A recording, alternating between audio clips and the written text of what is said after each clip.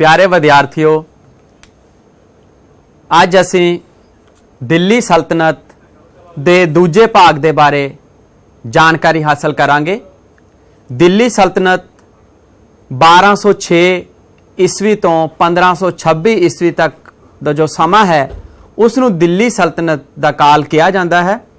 दिल्ली सल्तनत के उपर 5 राजवंशा ने राज किया सी, जिस दे विच महत्वपूर्ण गुलाम वंश, खिलजी वंश, सैयद वंश, तुगलक वंश, इस दे नाल ही आपां गल करदे हां लोधी वंश दी। तां इन्हां राजवंशा ने दिल्ली सल्तनत दे उत्ते राज किया सी। अज असी दिल्ली सल्तनत दे बारे कि उस दा पतन किवें होया सी उस दे बारे जानकारी हासिल करांगे। इस दे नाल नाल असी दिल्ली सल्तनत दे समाजिक जीवन, धार्मिक जीवन, राजनीतिक जीवन दे बारे, उथों दी कला दे बारे और इस दे नाल नाल असी धर्म दे बारे जानकारी हासिल करांगे। सब तो पहला असी गल करदे हां दिल्ली सल्तनत दे पतन दे कारण।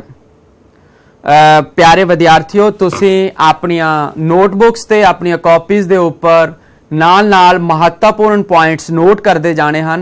दिल्ली सल्तनत दे पतन दे कारण ये तुहानू परीक्षा दे विच विस्तार पूर्वक प्रश्न दे पक्षों भी पूछा जा सकता है। दिल्ली सल्तनत दा पतन मुहम्मद तुगलक अते फिरोज तुगलक दे शासन काल विच ही दिल्ली सल्तनत दा विघटन आरंभ हो गया सी। उन्हां दे निर्बल अते अयोग उत्तराधिकारियों के समय विच इस दा पतन तेजी नाल होण लग्या सी। सैयद वंश अते लोधी वंश के हाकमां ने दिल्ली सल्तनत की गुआची हुई शक्ति नूं मुड़ स्थापित करने के यतन किए सन, पर वो इस दे विच सफल नहीं हो पाए। 1526 ईस्वी दे विच दिल्ली सल्तनत का खात्मा हो गया सी और 300 सालों तो भी वध समय तो चले आ रहे इस विशाल साम्राज्य के खेरू खेरू हो जाण दे बहुत सारे कारण सन, जिन्हां दे विचों पहला कारण है दिल्ली सल्तनत के पतन का तानाशाही शासन। तानाशाही शासन दिल्ली सल्तनत के सुल्ताना ने तानाशाही शासन स्थापित किया सी।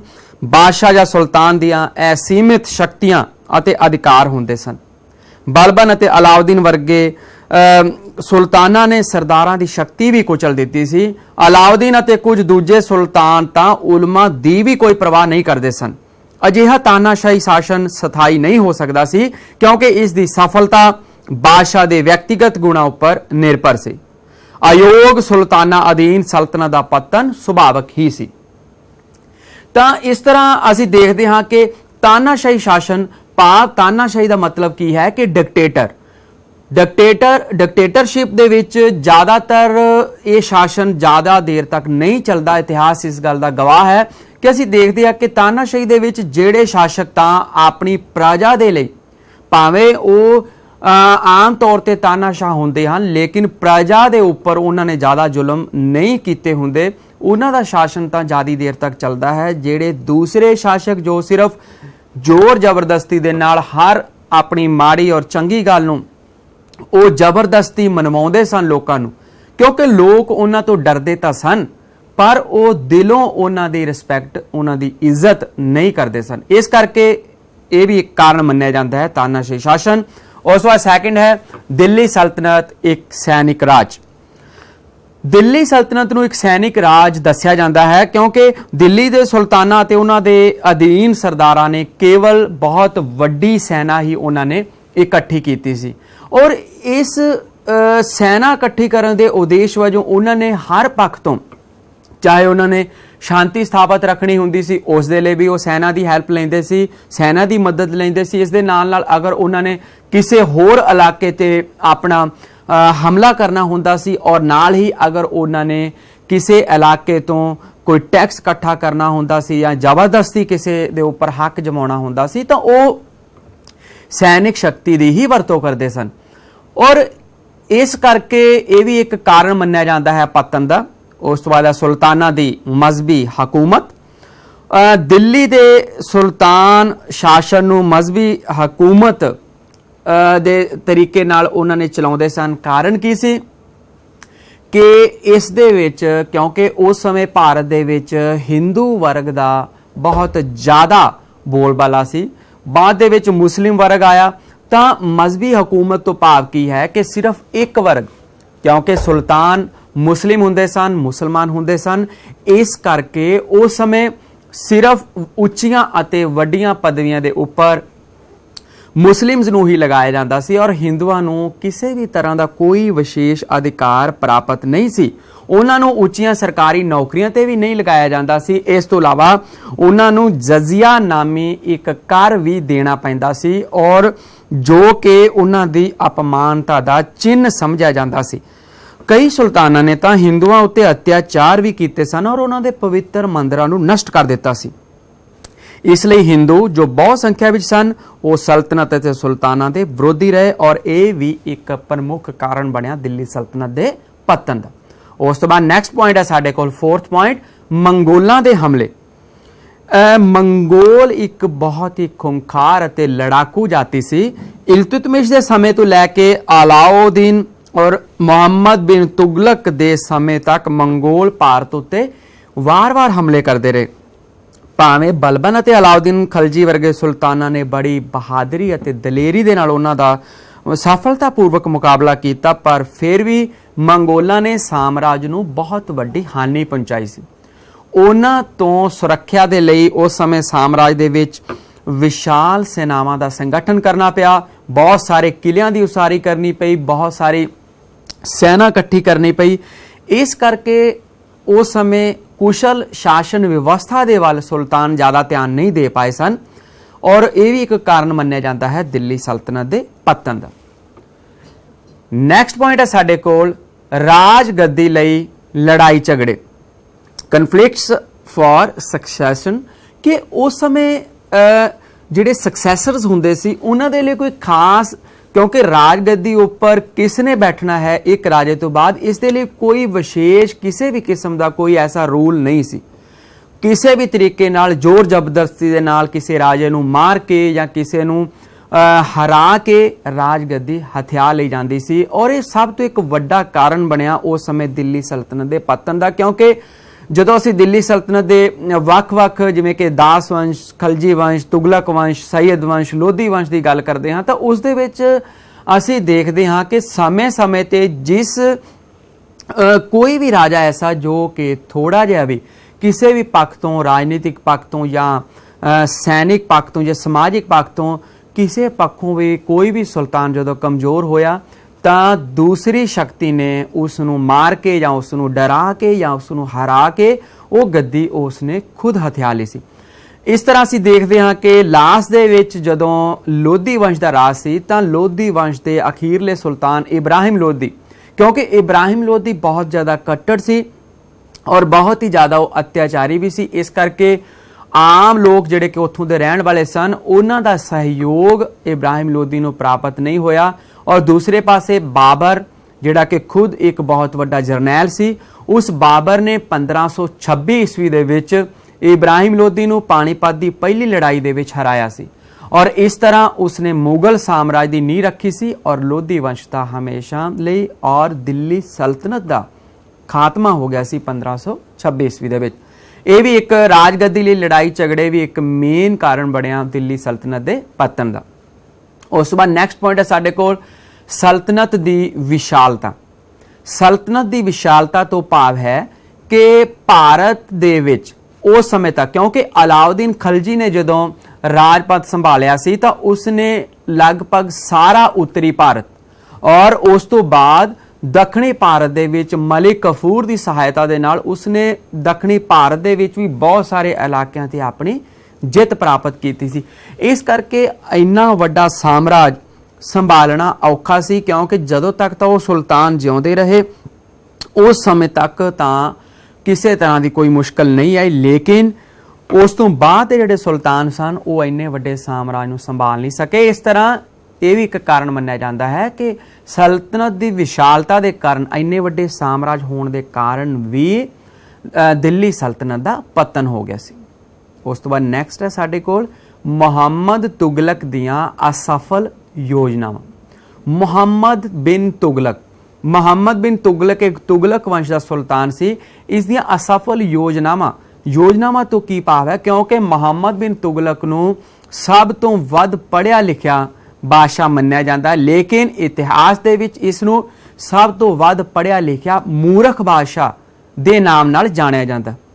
विद्यार्थियों, प्रीख्या दे विच ऑब्जेक्टिव टाइप 1 नंबर वाले प्रश्नों दे विच ये प्रश्न पूछा जा सकता है कि इतिहास दे विच सब तो वध पढ़िया लिखिया मूर्ख बादशाह किस नूं कहा जाता है, तो तुसीं दस सकते हो कि मुहम्मद बिन तुगलक नूं, क्योंकि इन्ना ज़्यादा पढ़िया लिखिया होने के कारण वो अपने साम्राज लई लोकां दे लई वो बहुत सारियां योजनावां बनाउंदा सी, लेकिन उसकी बदकिस्मती ये रही कि उसकी कोई भी योजना सिरे नहीं चढ़ी। जिवें कि उसने दिल्ली तो राजधानी बदल के देवगिरी शिफ्ट कर दी सी, लेकिन बाद दे विच देवगिरी तो वापस फिर दिल्ली शिफ्ट कर दी। इस दे नाल बहुत सारा पैसा उसका नुकसान होया।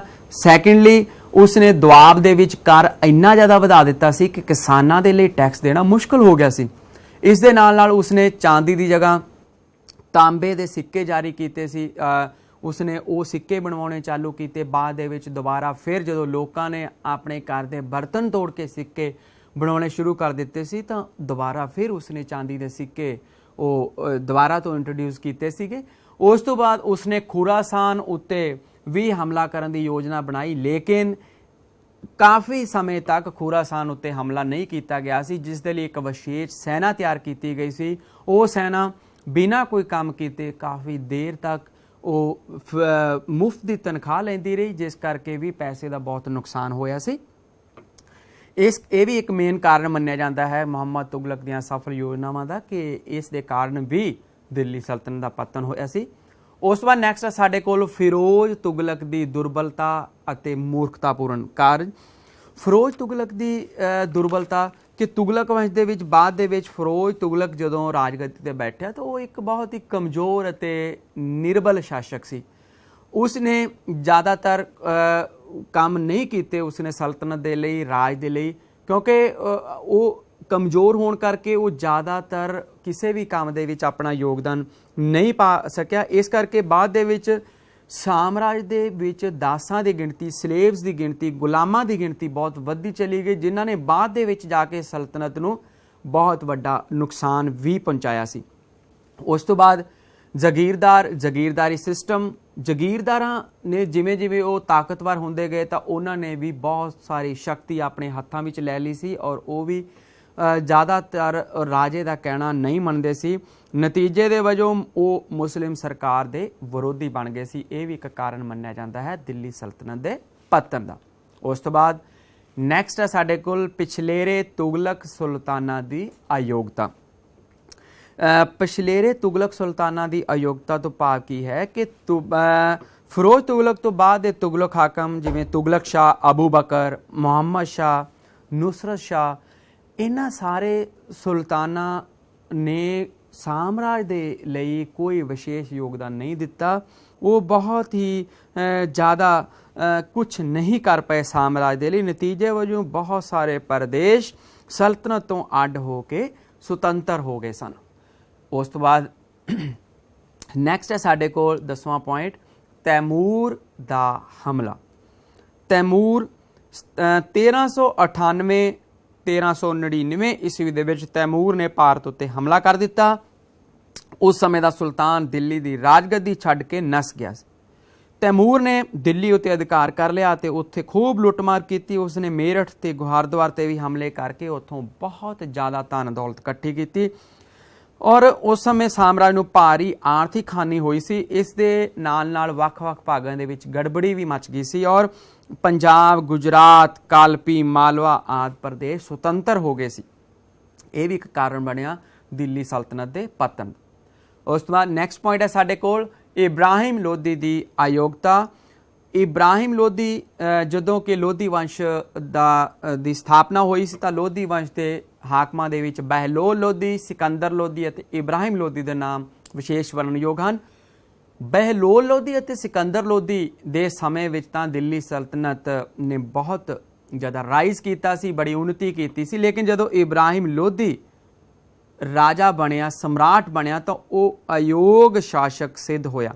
अपने अत्याचारी ਬਿਹੇਵੀਅਰ ਦੇ ਕਾਰਨ, ਆਪਣੇ ਅਤਿਆਚਾਰੀ ਵਿਹਾਰ ਕਾਰਨ ਉਸਨੇ ਬਹੁਤ ਸਾਰੇ ਅਫਗਾਨ ਸਰਦਾਰਾਂ ਨੂੰ ਦੁਸ਼ਮਣ ਬਣਾ ਲਿਆ ਤੇ ਲੋਕਾਂ ਵਿੱਚ ਉਹ ਅਪ੍ਰਿਯ ਹੋ ਗਿਆ ਸੀ। ਉਸ ਦੇ ਵਿੱਚ ਅਸੀਂ ਦੇਖਦੇ ਹਾਂ ਕਿ ਇਬਰਾਹਿਮ ਲੋਧੀ ਬਾਅਦ ਦੇ ਵਿੱਚ ਇਸੇ ਕਾਰਨ ਕਰਕੇ ਬਾਬਰ ਨੇ 1526 ਈਸਵੀ ਦੇ ਵਿੱਚ ਇਬਰਾਹਿਮ ਲੋਧੀ ਨੂੰ ਪਾਣੀਪਤ ਦੀ ਪਹਿਲੀ ਲੜਾਈ ਦੇ ਵਿੱਚ ਹਰਾਇਆ ਸੀ। ਤਾਂ ਇਸ ਤਰ੍ਹਾਂ ਲੋਧੀ ਵੰਸ਼ ਖਤਮ ਹੋ ਗਿਆ ਸੀ। ਇਸ ਦੇ ਨਾਲ ਦਿੱਲੀ ਸਲਤਨਤ ਦਾ ਵੀ ਪਤਨ ਹੋ ਗਿਆ ਸੀ। ਉਸ ਤੋਂ ਬਾਅਦ ਨੈਕਸਟ ਹੈ ਬਾਬਰ ਦਾ ਹਮਲਾ। ਜਿਵੇਂ ਕਿ ਤੁਹਾਨੂੰ ਹੁਣੇ ਹੀ ਦੱਸਿਆ ਗਿਆ ਹੈ ਕਿ ਕਾਬਲ ਦਾ ਮੁਗਲ ਬਾਦਸ਼ਾਹ ਬਾਬਰ ਭਾਰਤ ਨੂੰ ਫਤਿਹ ਕਰਨ ਦਾ ਚਾਹਵਾਨ ਸੀ ਔਰ ਉਸਨੇ 1519 ਤੋਂ 1526 ਈਸਵੀ ਤੱਕ ਭਾਰਤ ਉੱਤੇ 5 ਹਮਲੇ ਕੀਤੇ ਸਨ। ਪਹਿਲਾਂ ਉਸਨੇ ਦੌਲਤ ਖਾਨ ਲੋਧੀ ਨੂੰ ਹਰਾ ਕੇ ਪੰਜਾਬ ਤੇ ਕਬਜ਼ਾ ਕੀਤਾ ਤੇ ਫਿਰ ਲੋਧੀ ਸੁਲਤਾਨ ਇਬਰਾਹਿਮ ਨੂੰ ਪਾਣੀਪਤ ਦੇ ਸਥਾਨ ਤੇ ਹਰਾਇਆ ਸੀ। ਇਸ ਜਿੱਤ ਦੇ ਪਿੱਛੋਂ ਉਸਨੇ ਦਿੱਲੀ ਅਤੇ ਆਗਰੇ ਉੱਤੇ ਅਧਿਕਾਰ ਕਰ ਲਿਆ। ਇਸ ਤਰ੍ਹਾਂ ਦਿੱਲੀ ਸਲਤਨਤ ਦਾ ਪਤਨ ਹੋ ਗਿਆ ਸੀ ਔਰ ਭਾਰਤ ਵਿੱਚ ਮੁਗਲ ਸਾਮਰਾਜ ਦੀ ਨੀਂਹ ਰੱਖੀ ਗਈ ਸੀ। ਇਹ ਤਾਂ ਸੀ ਵਿਦਿਆਰਥੀਓ ਦਿੱਲੀ ਸਲਤਨਤ ਦੇ ਪਤਨ ਦੇ ਕਾਰਨ ਕੀ ਸਨ। ਉਸ ਤੋਂ ਬਾਅਦ ਨੈਕਸਟ ਅਸੀਂ ਕਰਦੇ ਹਾਂ ਦਿੱਲੀ ਦੇ ਸੁਲਤਾਨਾਂ ਦੀ ਸਰਕਾਰ ਅਤੇ ਸ਼ਾਸਨ ਪ੍ਰਬੰਧ। ਇਸ ਨੂੰ ਵਿਦਿਆਰਥੀਓ ਤੁਸੀਂ ਆਪਣੇ ਨੋਟ ਕਰ ਲਓ ਇਸ ਮੇਨ ਹੈਡਿੰਗ ਨੂੰ ਕਿ ਦਿੱਲੀ ਦੇ ਸੁਲਤਾਨਾਂ ਦੀ ਸਰਕਾਰ ਅਤੇ ਸ਼ਾਸਨ ਪ੍ਰਬੰਧ। ਸਭ ਤੋਂ ਪਹਿਲਾਂ ਅਸੀਂ ਸ਼ਾਸਨ ਦਾ ਰੂਪ, ਨੇਚਰ ਆਫ ਦਾ ਗਵਰਨਮੈਂਟ, ਕਿ ਉਹ ਕਿਸ ਤਰ੍ਹਾਂ ਦੀ ਸੀ। ਦਿੱਲੀ ਦੇ ਸੁਲਤਾਨਾਂ ਦੇ ਸ਼ਾਸਨ ਨੂੰ ਮੁੱਖ ਰੂਪ ਵਿੱਚ ਮਜ਼ਹਬੀ ਸ਼ਾਸਨ ਭਾਵ ਕਿ ਉਸ ਨੂੰ ਡਿਫਰੈਂਸ਼ੀਏਟ ਕੀਤਾ ਗਿਆ ਸੀ ਕਿ ਇਕਸਾਰਤਾ ਨਹੀਂ ਸੀ, ਕਿ ਫਰਕ ਕੀਤਾ ਜਾਂਦਾ ਸੀ ਹਿੰਦੂਆਂ ਅਤੇ ਮੁਸਲਮਾਨਾਂ ਦੇ ਵਿੱਚ। ਉਹਨਾਂ ਨੇ ਕੁਰਾਨ ਦੇ ਵਿੱਚ ਦਿੱਤੇ ਗਏ ਅਤੇ ਪ੍ਰਸਿੱਧ ਮੁਸਲਮਾਨ ਕਾਨੂੰਨ ਦਾਨਾਂ ਰਾਹੀਂ ਬਣਾਏ ਗਏ ਨਿਯਮਾਂ ਅਨੁਸਾਰ ਹੀ ਉਹਨਾਂ ਨੇ ਆਪਣਾ ਰਾਜ ਚਲਾਇਆ ਸੀਗਾ। ਔਰ ਇਸ ਤਰ੍ਹਾਂ ਅਸੀਂ ਦੇਖਦੇ ਹਾਂ ਕਿ ਪੂਰੀ ਤਰ੍ਹਾਂ ਦੇ ਨਾਲ, ਕਿਉਂਕਿ ਇਕਸਾਰਤਾ ਨਹੀਂ ਸੀ, ਹਿੰਦੂਆਂ ਨੂੰ ਉਸ ਸਮੇਂ ਉੱਚੀਆਂ ਪਦਵੀਆਂ ਨਹੀਂ ਦਿੱਤੀਆਂ ਜਾਂਦੀਆਂ ਸਨ, ਉਹਨਾਂ ਤੇ ਬਹੁਤ ਸਾਰੀਆਂ ਬੰਦਿਸ਼ਾਂ ਲਗਾਈਆਂ ਹੋਈਆਂ ਸਨ। ਜੇ ਇਸ ਦੇ ਉਲਟ ਮੁਸਲਿਮਸ ਨੂੰ ਬਹੁਤ ਸਾਰੀਆਂ ਸਹੂਲਤਾਂ ਦਿੱਤੀਆਂ ਹੋਈਆਂ ਸਨ ਔਰ ਉਹਨਾਂ ਨੂੰ ਕਿਸੇ ਤਰ੍ਹਾਂ ਦੀ ਕੋਈ ਵੀ ਕਮੀ ਨਹੀਂ ਆਉਂਦੀ ਸੀ, ਕਿਉਂਕਿ ਉਹਨਾਂ ਦੇ ਉੱਪਰ ਸਮਰਾਟ ਜਿਹੜੇ ਸਨ ਉਹ ਮੁਸਲਿਮ ਸਨ। ਤਾਂ ਇਸ ਤਰ੍ਹਾਂ ਉਸ ਸਮੇਂ ਸਭ ਤੋਂ ਪਹਿਲਾਂ ਅਸੀਂ ਗੱਲ ਕਰਦੇ ਹਾਂ ਕੇਂਦਰੀ ਸਰਕਾਰ ਦੀ। ਕੇਂਦਰੀ ਸਰਕਾਰ, ਸੈਂਟਰਲ ਗਵਰਨਮੈਂਟ, ਜਿਸ ਦੇ ਵਿੱਚ ਸਭ ਤੋਂ ਪਹਿਲਾਂ ਅਸੀਂ ਗੱਲ ਕਰਾਂਗੇ ਸੁਲਤਾਨ ਦੀ। ਦਿੱਲੀ ਸਲਤਨਤ ਦਾ ਮੁਖੀ ਬਾਦਸ਼ਾਹ ਸੀ ਜਿਸ ਨੂੰ ਸੁਲਤਾਨ ਕਿਹਾ ਜਾਂਦਾ ਸੀ। ਉੱਤਰਾਧਿਕਾਰ ਸੰਬੰਧੀ ਕੋਈ ਵੀ ਨਿਸ਼ਚਿਤ ਨਿਯਮ ਨਹੀਂ ਸੀ ਅਤੇ ਸਿਧਾਂਤਕ ਰੂਪ ਵਿੱਚ ਸੁਲਤਾਨ ਦਾ ਪਦ ਜੱਦੀ ਪੁਸ਼ਤੀ ਨਹੀਂ ਸੀ। ਕੋਈ ਵੀ ਮੁਸਲਮਾਨ ਸੁਲਤਾਨ ਬਣ ਸਕਦਾ ਸੀ। ਅਮਲੀ ਰੂਪ ਵਿੱਚ ਇੱਕ ਸੁਲਤਾਨ ਨੂੰ ਆਪਣੀ ਮੌਤ ਤੋਂ ਪਹਿਲਾਂ ਆਪਣਾ ਉੱਤਰਾਧਿਕਾਰੀ ਨਿਯੁਕਤ ਕਰਨ ਦਾ ਅਧਿਕਾਰ ਸੀ, ਪਰੰਤੂ ਰਾਜ ਗੱਦੀ ਲਈ ਅਕਸਰ ਹੀ ਲੜਾਈ ਝਗੜੇ ਹੁੰਦੇ ਰਹਿੰਦੇ ਸਨ ਔਰ ਇਸ ਤਰ੍ਹਾਂ ਜ਼ਬਰਦਸਤੀ, ਜ਼ੋਰ ਜ਼ਬਰਦਸਤੀ ਦੇ ਨਾਲ, ਬਹਾਦਰੀ ਦੇ ਨਾਲ ਡਰਾ ਕੇ, ਮਾਰ ਕੇ ਉਹ ਰਾਜਗੱਦੀ ਨੂੰ ਹਾਸਲ ਕਰਦੇ ਸਨ। ਸੁਲਤਾਨਾਂ ਦੀਆਂ ਬਹੁਤ ਸਾਰੀਆਂ ਸ਼ਕਤੀਆਂ ਸਨ। ਅਸੀਮ ਸ਼ਕਤੀਆਂ ਦਾ ਸੁਲਤਾਨ ਮਾਲਕ ਹੁੰਦਾ ਸੀ। ਆਪਣੇ ਨਾਂ ਦੇ ਸਿੱਕੇ ਜਾਰੀ ਕਰਨਾ, ਦੂਸਰੇ ਮੰਤਰੀਆਂ ਅਧਿਕਾਰੀਆਂ ਦੀ ਨਿਯੁਕਤੀ ਕਰਨਾ, ਇਸ ਤੋਂ ਇਲਾਵਾ ਅਪਰਾਧੀਆਂ ਨੂੰ ਵੱਡੀ ਤੋਂ ਵੱਡੀ ਸਜ਼ਾ ਦੇਣਾ। ਸੈਨਾ ਦਾ ਪ੍ਰਧਾਨ, ਸੈਨਾਪਤੀ ਵੀ ਉਹ ਸੁਲਤਾਨ ਆਪ ਹੁੰਦਾ ਸੀ। ਲੇਕਿਨ ਇਸ ਦੇ ਉੱਪਰ ਫਿਰ ਵੀ ਅਸੀਂ ਦੇਖਦੇ ਹਾਂ ਕਿ ਸੁਲਤਾਨ ਦੀ ਤਾਨਾਸ਼ਾਹੀ ਉੱਤੇ ਅਮਲੀ ਰੂਪ ਦੇ ਵਿੱਚ ਕੁਝ ਰੋਕਾਂ ਵੀ ਸਨ। ਜਿਸ ਤਰ੍ਹਾਂ ਅਸੀਂ ਦੇਖਦੇ ਹਾਂ ਕਿ ਸੁਲਤਾਨ ਨੂੰ ਉਸ ਨੂੰ ਕੁਰਾਨ ਦੇ ਅਨੁਸਾਰ ਚੱਲਣਾ ਪੈਂਦਾ ਸੀ। ਸੈਕਿੰਡ ਪੁਆਇੰਟ ਤੁਸੀਂ ਦੇਖ ਰਹੇ ਹੋ ਸਾਹਮਣੇ ਕਿ ਉਸ ਨੂੰ ਸ਼ਾਸਨ ਪ੍ਰਬੰਧ ਦੇ ਮਹੱਤਵਪੂਰਨ ਮਾਮਲਿਆਂ ਵਿੱਚ ਸਾਮਰਾਜ ਦੇ ਮੰਤਰੀਆਂ ਅਤੇ ਵੱਡੇ ਸਰਦਾਰਾਂ ਦੀ ਵੀ ਸਲਾਹ ਅਤੇ ਸਹਾਇਤਾ ਲੈਣੀ ਪੈਂਦੀ ਸੀ। ਥਰਡ ਪੁਆਇੰਟ ਹੈ ਕਿ ਉਸ ਨੂੰ ਹਿੰਦੂਆਂ ਦੇ ਰੀਤੀ ਰਿਵਾਜਾਂ ਨੂੰ ਵੀ ਧਿਆਨ ਦੇ ਵਿੱਚ ਰੱਖਣਾ ਪੈਂਦਾ ਸੀ। ਅਸਲ ਦੇ ਵਿੱਚ ਸੁਲਤਾਨ ਦੀ ਸਥਿਤੀ ਉਸ ਦੀ ਸ਼ਖਸੀਅਤ ਉੱਤੇ ਨਿਰਭਰ ਹੁੰਦੀ ਸੀ। ਬਲਬਨ ਅਤੇ ਅਲਾਉਦੀਨ ਖਲਜੀ ਵਰਗੇ ਸੁਲਤਾਨ ਬਹੁਤ ਸ਼ਕਤੀਸ਼ਾਲੀ ਸਨ ਔਰ ਉਹਨਾਂ ਦੀ ਸਥਿਤੀ ਕਿਸੇ ਵੀ ਤਾਨਾਸ਼ਾਹੀ ਹਾਕਮ ਤੋਂ ਘੱਟ ਨਹੀਂ ਸੀ। ਇਹ ਤਾਂ ਸੀ ਸੁਲਤਾਨ ਦੇ ਬਾਰੇ। ਉਸ ਤੋਂ ਬਾਅਦ ਨੈਕਸਟ ਅਸੀਂ ਕਰਦੇ ਹਾਂ ਮੰਤਰੀਆਂ ਦੇ ਬਾਰੇ ਕਿ ਸੁਲਤਾਨ ਆਪਣੇ ਰਾਜ ਨੂੰ ਠੀਕ ਤਰੀਕੇ ਨਾਲ ਚਲਾਉਣ ਲਈ, ਸ਼ਾਸਨ ਵਿਵਸਥਾ ਨੂੰ ਠੀਕ ਤਰੀਕੇ ਨਾਲ ਚਲਾਉਣ ਲਈ ਉਹ ਆਪਣੇ ਵੱਖ-ਵੱਖ ਵਿਭਾਗਾਂ ਦੇ ਲਈ ਵੱਖ-ਵੱਖ ਮੰਤਰੀ ਨਿਯੁਕਤ ਕਰਦਾ ਸੀ, ਮਿਨਿਸਟਰ ਨਿਯੁਕਤ ਕਰਦਾ ਸੀ ਔਰ ਉਸ ਸਮੇਂ ਸੁਲਤਾਨ ਦੀ ਸਹਾਇਤਾ ਕਰਨ ਲਈ ਕਈ ਮੰਤਰੀ ਹੁੰਦੇ ਸਨ, ਜਿਨ੍ਹਾਂ ਦੇ ਵਿੱਚ ਫਸਟ ਹੈ ਸਾਡੇ ਕੋਲ ਦੀਵਾਨ-ਏ ਵਜ਼ਾਰਤ। ਇਹ ਸਭ ਤੋਂ ਪ੍ਰਸਿੱਧ ਵਿਭਾਗ ਸੀ ਜਾਂ ਉਸ ਸਮੇਂ ਦਾ ਮੰਤਰਾਲਾ ਸੀ ਔਰ ਇਸ ਦੇ ਮੁਖੀ ਨੂੰ ਵਜ਼ੀਰ ਕਿਹਾ ਜਾਂਦਾ ਸੀ, ਜੋ ਪ੍ਰਧਾਨ ਮੰਤਰੀ ਦੇ ਸਮਾਨ ਹੁੰਦਾ ਸੀ। ਵਿੱਤ ਸੰਬੰਧੀ ਸਾਰੇ ਕਾਰਜ ਕਰਦਾ ਸੀ। ਸੁਲਤਾਨ ਨੂੰ ਪ੍ਰਸ਼ਾਸਨ ਸੰਬੰਧੀ ਮਾਮਲਿਆਂ ਦੇ ਵਿੱਚ ਵੀ ਇਹ ਸਲਾਹ ਦਿੰਦਾ ਸੀ। ਸੈਕਿੰਡ ਹੈ ਦੀਵਾਨ-ਏ ਆਰਿਜ਼। ਦੀਵਾਨ-ਏ ਆਰਿਜ਼ ਇਸ ਵਿਭਾਗ ਦੇ ਮੰਤਰੀ ਨੂੰ ਸੈਨਾ ਮੰਤਰੀ ਵੀ ਕਿਹਾ ਜਾ ਸਕਦਾ ਹੈ। ਉਸ ਦਾ ਮੁੱਖ ਕੰਮ ਸੈਨਿਕਾਂ ਨੂੰ ਭਰਤੀ ਕਰਨਾ, ਉਹਨਾਂ ਦਾ ਰਿਕਾਰਡ ਰੱਖਣਾ, ਘੋੜਿਆਂ ਦੇ ਹੁਲੀਏ ਦਾ ਰਿਕਾਰਡ ਰੱਖਣਾ, ਹਥਿਆਰ ਤਿਆਰ ਕਰਾਉਣੇ, ਸੈਨਿਕਾਂ ਨੂੰ ਵੇਤਨ ਦੇਣਾ ਅਤੇ ਉਹਨਾਂ ਦਾ ਸਮੇਂ-ਸਮੇਂ 'ਤੇ ਨਿਰੀਖਣ ਕਰਨਾ। ਇਹ ਸਾਰੇ ਕਾਰਜ ਦੀਵਾਨ-ਏ ਆਰਿਜ਼ ਦੇ ਹੁੰਦੇ ਸਨ। ਉਸ ਤੋਂ ਬਾਅਦ ਨੈਕਸਟ ਹੈ ਦੀਵਾਨ-ਏ ਇੰਸ਼ਾ। ਦੀਵਾਨ-ਏ ਇੰਸ਼ਾ ਇਹ ਸ਼ਾਹੀ ਪੱਤਰ ਵਿਹਾਰ ਦਾ ਵਿਭਾਗ ਸੀਗਾ। ਦੀਵਾਨ-ਏ ਇੰਸ਼ਾ ਇਸ ਵਿਭਾਗ ਦਾ ਮੰਤਰੀ ਸੁਲਤਾਨ ਦੇ ਫਰਮਾਨ ਅਤੇ ਪੱਤਰ ਤਿਆਰ ਕਰਦਾ ਹੁੰਦਾ ਸੀ। ਉਸ ਤੋਂ ਬਾਅਦ ਨੈਕਸਟ ਹੈ ਸਾਡੇ ਕੋਲ ਦੀਵਾਨ-ਏ ਰਸਾਲਤ। ਦੀਵਾਨ-ਏ ਰਸਾਲਤ ਇਹ ਵਿਦੇਸ਼ੀ ਕਾਰਜਾਂ ਦਾ ਮੰਤਰਾਲਾ ਸੀ।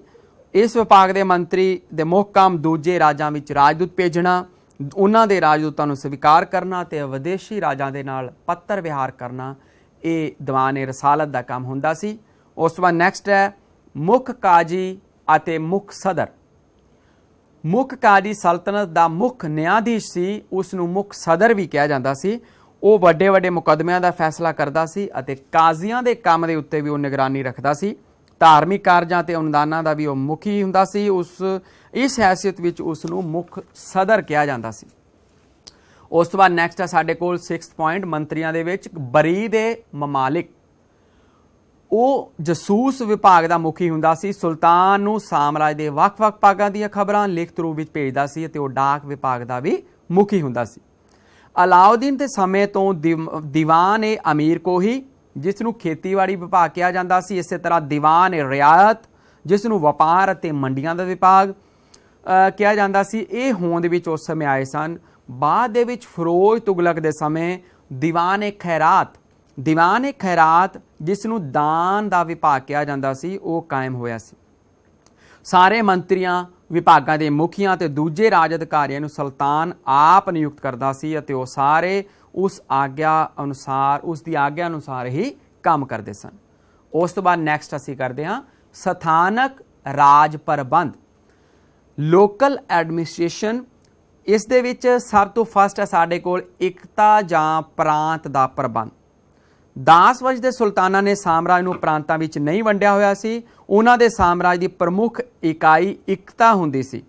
ਇਲਤੁਤਮਿਸ਼ ਨੇ ਇਕਤਾ ਦੀ ਸੰਸਥਾ ਕਾਇਮ ਕੀਤੀ ਸੀ ਅਤੇ ਇਹ ਉਸ ਦੇ ਸ਼ਾਸਨ ਪ੍ਰਬੰਧ ਦੀ ਸਭ ਤੋਂ ਮਹੱਤਵਪੂਰਨ ਵਿਸ਼ੇਸ਼ਤਾ ਸੀ। ਇਕਤਾ ਦਾ ਸ਼ਬਦੀ ਅਰਥ ਹੈ ਹਿੱਸਾ ਜਾਂ ਟੁਕੜਾ। ਇਹ ਵੀ ਵਿਦਿਆਰਥੀਓ ਤੁਹਾਨੂੰ ਆਬਜੈਕਟਿਵ ਟਾਈਪ ਦੇ ਵਿੱਚ 1 ਨੰਬਰ ਦੇ ਪ੍ਰਸ਼ਨਾਂ ਦੇ ਵਿੱਚ ਪੁੱਛਿਆ ਜਾ ਸਕਦਾ ਹੈ ਕਿ ਇਕਤਾ ਤੋਂ ਕੀ ਭਾਵ ਹੈ।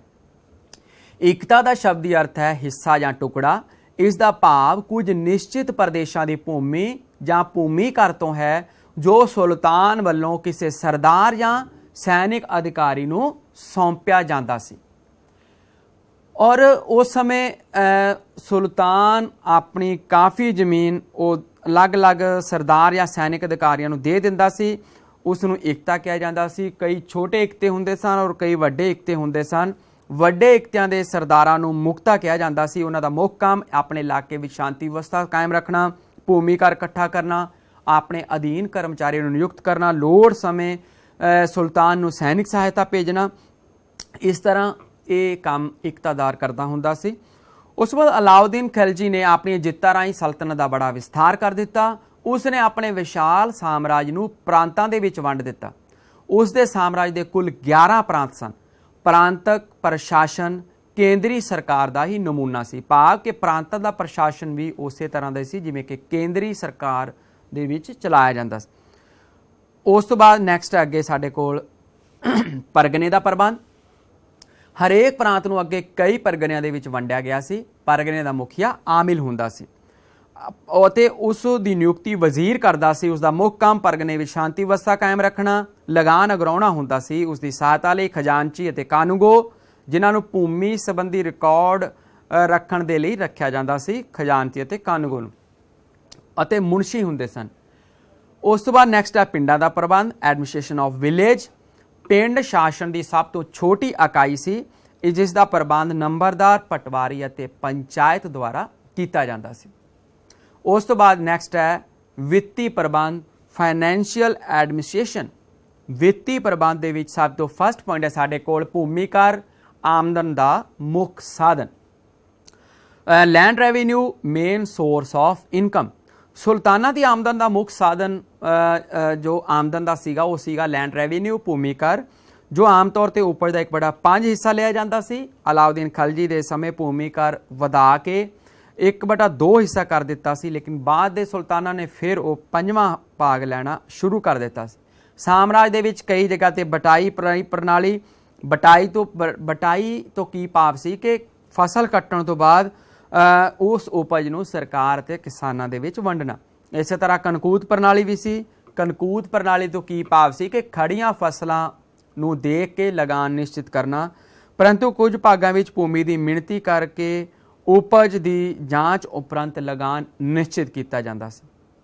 ਉਸ ਤੋਂ ਬਾਅਦ ਨੈਕਸਟ ਹੈ ਵਿੱਤੀ ਫਾਈਨੈਂਸ਼ੀਅਲ ਐਡਮਿਨਿਸਟ੍ਰੇਸ਼ਨ ਦੇ ਵਿੱਚ ਜਜ਼ੀਆ।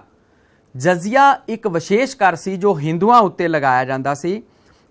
ਇਸ ਦੇ ਬਾਰੇ ਵੀ ਤੁਹਾਨੂੰ ਵਿਦਿਆਰਥੀਓ ਪੁੱਛਿਆ ਜਾ ਸਕਦਾ ਹੈ ਕਿ ਜਜ਼ੀਆ ਤੋਂ ਕੀ ਭਾਵ ਹੈ।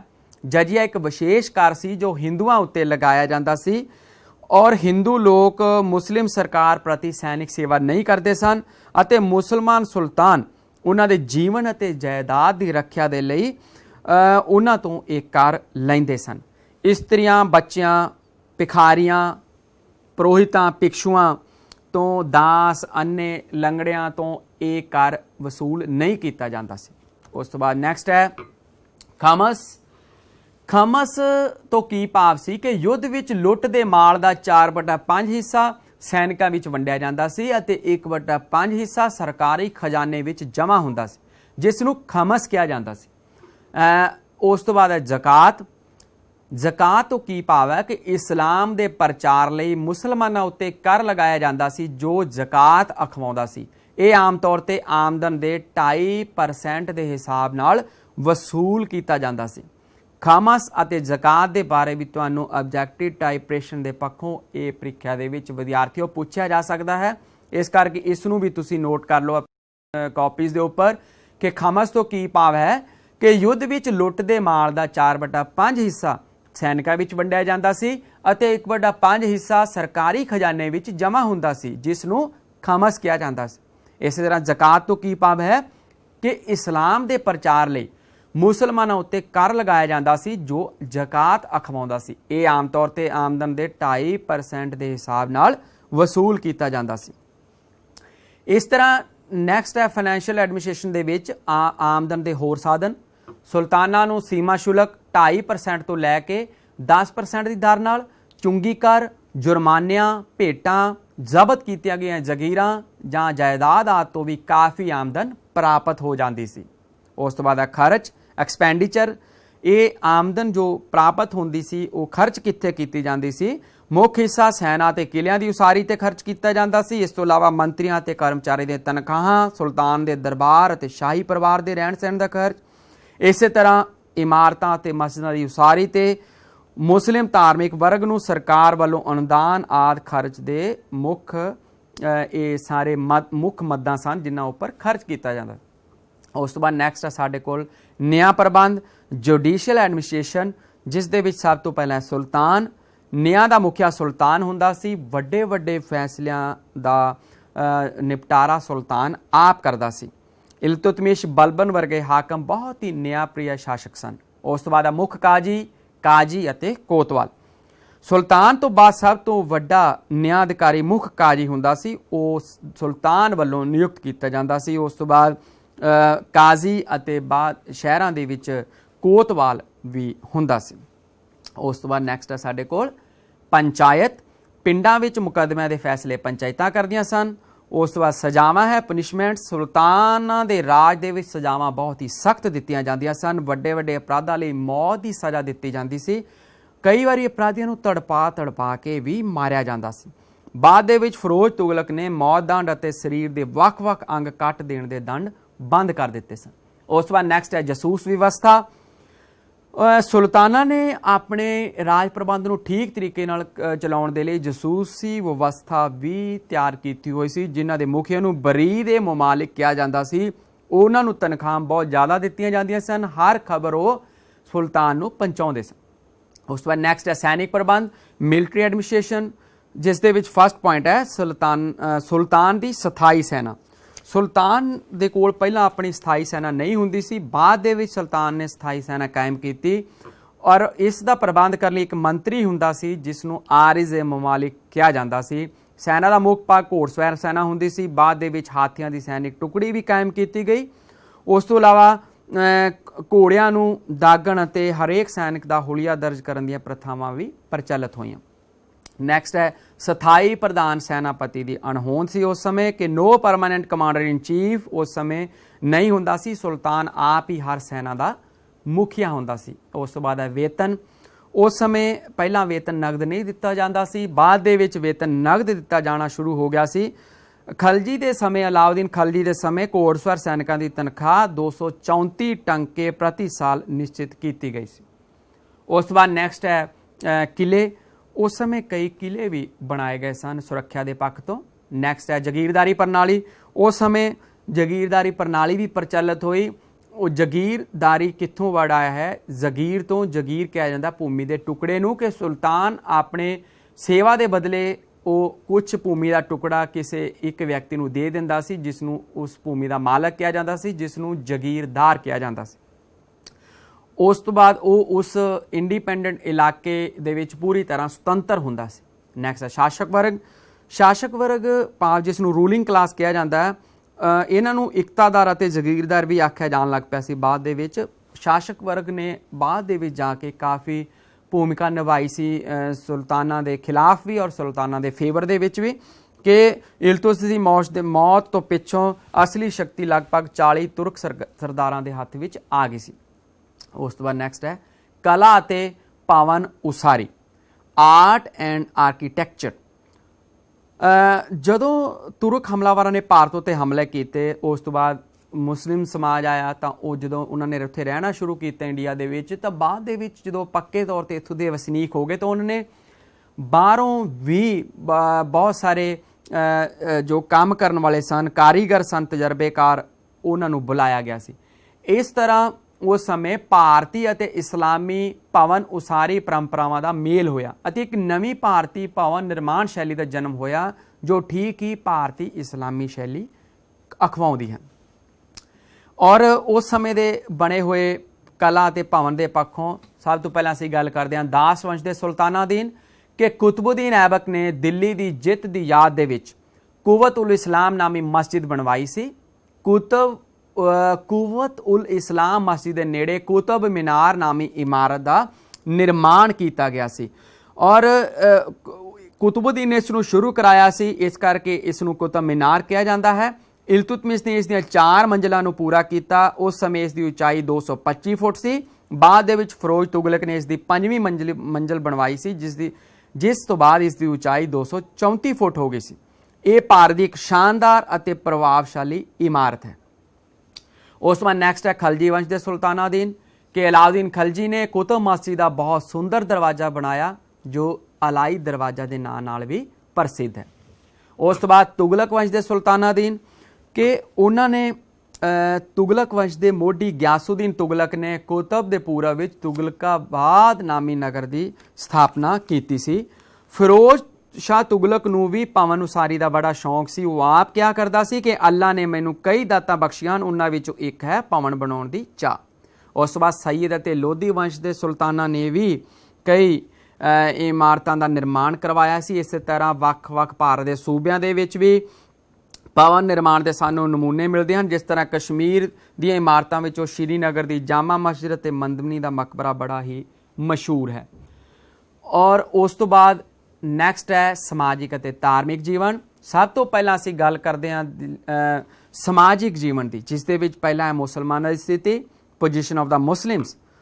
ਮੁਸਲਮਾਨਾਂ ਦੀ ਸਥਿਤੀ, ਮੁਸਲਿਮਸ ਨੂੰ ਉਸ ਸਮੇਂ ਅਪਰ ਕਲਾਸ, ਮਿਡਲ ਕਲਾਸ ਤੇ ਲੋਅਰ ਕਲਾਸ ਦੇ ਵਿੱਚ ਵੰਡਿਆ ਜਾਂਦਾ ਸੀ। ਅਪਰ ਕਲਾਸ ਦੇ ਵਿੱਚ ਸਰਦਾਰ, ਇਕਤਦਾਰ ਅਤੇ ਉਲਮਾ ਸਨ ਔਰ ਮੱਧ ਸ਼੍ਰੇਣੀ ਦੇ ਵਿੱਚ ਕਿਸਾਨ, ਸੈਨਿਕ, ਵਪਾਰੀ, ਛੋਟੇ ਅਹੁਦੇਦਾਰ ਸਨ ਔਰ ਹੇਠਲੀ ਸ਼੍ਰੇਣੀ ਦੇ ਵਿੱਚ ਕਿਰਤੀ ਕਾਮੇ, ਨਿੱਜੀ ਸੇਵਕ ਅਤੇ ਦਾਸ ਦਾਸੀਆਂ ਸਨ। ਉਸ ਤੋਂ ਬਾਅਦ ਹਿੰਦੂਆਂ ਦੀ ਸਥਿਤੀ। ਹਿੰਦੂਆਂ ਦੀ ਸਮਾਜ ਦੇ ਵਿੱਚ ਸਥਿਤੀ ਬੜੀ ਤਰਸਯੋਗ ਸੀ। ਉਹਨਾਂ ਦੀ ਹਾਲਤ ਉਸ ਸਮੇਂ ਜ਼ਿਆਦਾ ਚੰਗੀ ਨਹੀਂ ਹੁੰਦੀ ਸੀ। ਇਸ ਤਰ੍ਹਾਂ ਥਰਡ ਪੁਆਇੰਟ ਹੈ ਹਿੰਦੂਆਂ ਤੇ ਮੁਸਲਮਾਨਾਂ ਦੇ ਸੱਭਿਆਚਾਰਕ ਸੰਬੰਧ, ਉਹਨਾਂ ਦੇ ਵਿੱਚ ਆਪਸੀ ਸੰਬੰਧ ਹੌਲੀ ਹੌਲੀ ਕਾਇਮ ਹੋ ਗਏ ਕਿਉਂਕਿ ਉਹ ਲੋਕ ਇਕੱਠੇ ਰਹਿੰਦੇ ਸਨ। ਨੈਕਸਟ ਹੈ ਇਸਤਰੀਆਂ ਦੀ ਸਥਿਤੀ ਕੁੱਲ ਮਿਲਾ ਕੇ ਚੰਗੀ ਨਹੀਂ ਸੀ। ਮੁਸਲਿਮ ਇਸਤਰੀਆਂ ਦੀ ਸਥਿਤੀ ਕੁਝ ਚੰਗੀ ਸੀ ਲੇਕਿਨ ਹਿੰਦੂ ਇਸਤਰੀ ਦੀ ਸਥਿਤੀ ਜ਼ਿਆਦਾ ਚੰਗੀ ਨਹੀਂ ਸੀ। ਇਸ ਤਰ੍ਹਾਂ ਨੈਕਸਟ ਹੈ ਭੋਜਨ ਦੇ ਵਿੱਚ ਕਣਕ, ਜੌਂ, ਚੌਲ, ਹਰ ਤਰ੍ਹਾਂ ਦੇ ਭੋਜਨ ਦਾ ਉਹ ਲੋਕ ਸੇਵਨ ਕਰਦੇ ਸਨ। ਕੱਪੜਿਆਂ ਤੇ ਗਹਿਣਿਆਂ ਦੀ ਗੱਲ ਕਰੀਏ ਤਾਂ ਉਸ ਸਮੇਂ ਉੱਚ ਵਰਗ ਦੇ ਲੋਕ ਬੜੇ ਕੀਮਤੀ ਕੱਪੜੇ ਪਾਉਂਦੇ ਸਨ ਔਰ ਮੱਧ ਵਰਗ ਔਰ ਨੀਵੀਂ ਸ਼੍ਰੇਣੀ ਦੇ ਕੱਪੜੇ ਲੋਕ ਜਿਹੜੇ ਸਨ ਉਹ ਕੱਪੜੇ ਥੋੜ੍ਹੇ ਉਹ ਆਪਣੇ ਪੱਧਰ ਦੇ ਉਹ ਪਾਉਂਦੇ ਸਨ। ਇਸੇ ਤਰ੍ਹਾਂ ਅਸੀਂ ਦਿਲ ਪਰਚਾਵੇ ਦੀ ਗੱਲ ਕਰਦੇ ਹਾਂ ਤਾਂ ਉਸ ਸਮੇਂ ਪੋਲੋ, ਘੋੜ ਦੌੜ ਅਤੇ ਸ਼ਿਕਾਰ ਖੇਡਣਾ ਪਸੰਦ ਸਨ। ਉੱਚ ਸ਼੍ਰੇਣੀ ਦੇ ਸਰਦਾਰ ਜਸ਼ਨ ਮਨਾਉਂਦੇ ਸਨ। ਅੱਗੇ ਦੀ ਗੱਲ ਕਰਦੇ ਹਾਂ ਧਾਰਮਿਕ ਜੀਵਨ ਦੀ, ਰਿਲੀਜੀਅਸ ਲਾਈਫ ਦੀ, ਜਿਸ ਦੇ ਵਿੱਚ ਹਿੰਦੂ ਧਰਮ ਦੀ ਗੱਲ ਕਰਦੇ ਹਾਂ। ਪਹਿਲਾਂ ਹਿੰਦੂ ਧਰਮ ਬਹੁਤ ਪੁਰਾਣਾ ਸੀ। ਉਸ ਦੇ ਵਿੱਚ ਸ਼ੈਵ ਮਤ ਦੇ ਸ਼ਿਵ ਜੀ ਨੂੰ ਮੰਨਣ ਵਾਲੇ ਉਹ ਜਿਸ ਨੂੰ ਕਿ ਸ਼ੈਵ ਮਤ ਕਿਹਾ ਜਾਂਦਾ ਸੀ, ਉਹ ਲੋਕ ਭਗਵੇਂ ਕੱਪੜੇ ਪਾਉਂਦੇ ਸਨ ਔਰ ਵਿਭੂਤੀ ਜਾਂ ਸਵਾਹ ਮਲਦੇ ਸਨ। ਇਸੇ ਤਰ੍ਹਾਂ ਹੈ ਵੈਸ਼ਨਵ ਮਤ। ਇਸ ਮਤ ਦੇ ਅਨੁਯਾਈ ਵਿਸ਼ਨੂੰ ਅਤੇ ਉਸ ਦੇ ਅਨੇਕ ਅਵਤਾਰਾਂ ਵਿਸ਼ੇਸ਼ ਰੂਪ ਨਾਲ ਸ਼੍ਰੀ ਕ੍ਰਿਸ਼ਨ ਜੀ ਦੀ ਪੂਜਾ ਕਰਦੇ ਸਨ। ਵੈਸ਼ਨਵ ਮਤ ਵੀ ਭਾਰਤ ਦੇ ਵੱਖ-ਵੱਖ ਭਾਗਾਂ ਦੇ ਵਿੱਚ ਬਹੁਤ ਜ਼ਿਆਦਾ ਵਿਸਥਾਰ ਹੋਇਆ ਸੀ। ਉਸ ਤੋਂ ਬਾਅਦ ਹੈ ਸ਼ਕਤੀ ਮਤ। ਸ਼ੈਵ ਮਤ ਅਤੇ ਵੈਸ਼ਨਵ ਮਤ ਤੋਂ ਇਲਾਵਾ ਭਾਰਤ ਦੇ ਹਿੰਦੂਆਂ ਵਿੱਚ ਸ਼ਕਤੀ ਮਤ ਵੀ ਪ੍ਰਚਲਿਤ ਹੋਇਆ ਸੀ। ਉਹਨਾਂ ਦੇ ਅਨੁਯਾਈ ਦੁਰਗਾ, ਕਾਲੀ ਆਦਿ ਦੇਵੀਆਂ ਦੀ ਪੂਜਾ ਕਰਦੇ ਸਨ। ਉਸ ਤੋਂ ਬਾਅਦ ਹੈ ਬੁੱਧ ਧਰਮ, ਬੁੱਧਿਜ਼ਮ। ਭਾਰਤ ਦੇ ਵਿੱਚ ਬੁੱਧ ਧਰਮ ਵੀ ਪ੍ਰਚਲਿਤ ਹੋਇਆ ਸੀ ਔਰ ਬਾਅਦ ਦੇ ਵਿੱਚ ਹੌਲੀ ਹੌਲੀ ਇਹ ਖਤਮ ਹੋ ਗਿਆ ਸੀ। ਉਸ ਤੋਂ ਬਾਅਦ ਹੈ ਜੈਨ ਧਰਮ। ਬੁੱਧ ਧਰਮ ਦੀ ਤੁਲਨਾ ਦੇ ਵਿੱਚ ਜੈਨ ਧਰਮ ਭਾਰਤ ਵਿੱਚ ਇੱਕ ਜਿਉਂਦਾ ਜਾਗਦਾ ਧਰਮ ਸੀ ਔਰ ਉਸ ਦੇ ਅਨੁਯਾਈ ਰਾਜਪੂਤਾਨਾ ਅਤੇ ਗੁਜਰਾਤ ਦੇ ਵਿੱਚ ਰਹਿੰਦੇ ਸਨ। ਉਸ ਤੋਂ ਬਾਅਦ ਨੈਕਸਟ ਹੈ ਇਸਲਾਮ ਦੀ ਸਥਾਪਨਾ ਹਜ਼ਰਤ ਮੁਹੰਮਦ ਸਾਹਿਬ ਨੇ 7ਵੀਂ ਸਦੀ ਈਸਵੀ ਦੇ ਪਹਿਲੇ ਭਾਗ ਵਿੱਚ ਮੱਕਾ, ਮਦੀਨਾ, ਅਰਬ ਦੇਸ਼ ਵਿੱਚ ਕੀਤੀ ਸੀ ਔਰ ਜਲਦੀ ਇਹ ਬਹੁਤ ਸਾਰੇ ਦੇਸ਼ਾਂ ਦੇ ਵਿੱਚ ਫੈਲ ਗਿਆ ਸੀ। ਉਸ ਤੋਂ ਬਾਅਦ ਹੈ ਸੂਫੀ ਮਤ। ਦਿੱਲੀ ਸਲਤਨਤ ਦੇ ਕਾਲ ਵਿੱਚ ਭਾਰਤ ਵਿੱਚ ਮੁਸਲਮਾਨਾਂ ਨੇ ਸੂਫੀ ਮਤ ਨੇ ਲੋਕਾਂ ਦੇ ਧਾਰਮਿਕ ਜੀਵਨ ਤੇ ਬਹੁਤ ਡੂੰਘਾ ਪ੍ਰਭਾਵ ਪਾਇਆ ਸੀ। ਇਸ ਸਮੇਂ ਸੂਫੀਆਂ ਦੀਆਂ 12 ਸੰਪਰਦਾਵਾਂ ਕਾਇਮ ਹੋ ਗਈਆਂ ਸੀ ਔਰ ਮੇਨ ਦੋ ਉਹਨਾਂ ਦੀ ਸੰਪਰਦਾਵਾਂ ਸਨ ਚਿਸ਼ਤੀ ਅਤੇ ਸੋਹਰਾਵਰਦੀ। ਸੂਫੀ ਲੋਕ ਪਰਮਾਤਮਾ ਨੂੰ ਬਹੁਤ ਪਿਆਰ ਕਰਦੇ ਸਨ ਔਰ ਉਹ ਗਾ ਕੇ ਪਰਮਾਤਮਾ ਦੀ ਉਸਤਤ ਕਰਦੇ ਸਨ।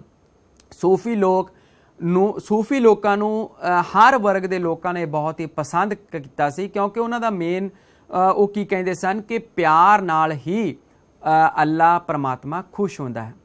ਤਾਂ ਇਸ ਤਰ੍ਹਾਂ ਵਿਦਿਆਰਥੀਓ ਅਸੀਂ ਦਿੱਲੀ ਸਲਤਨਤ ਦੇ ਦੂਸਰੇ ਭਾਗ ਬਾਰੇ ਜਾਣਕਾਰੀ ਹਾਸਲ ਕੀਤੀ ਜਿਸ ਦੇ ਵਿੱਚ ਅਸੀਂ ਦਿੱਲੀ ਸਲਤਨਤ ਦੇ ਪਤਨ ਦੇ ਬਾਰੇ, ਉਹਨਾਂ ਦੇ ਸ਼ਾਸਨ ਬਾਰੇ ਔਰ ਉਹਨਾਂ ਦੇ ਸਮਾਜਿਕ ਔਰ ਧਾਰਮਿਕ ਜੀਵਨ ਦੇ ਬਾਰੇ ਜਾਣਕਾਰੀ ਹਾਸਲ ਕੀਤੀ। ਉਮੀਦ ਹੈ ਤੁਹਾਨੂੰ ਚੰਗੇ ਤਰੀਕੇ ਨਾਲ ਸਮਝ ਆ ਗਿਆ ਹੋਣਾ ਹੈ। ਧੰਨਵਾਦ।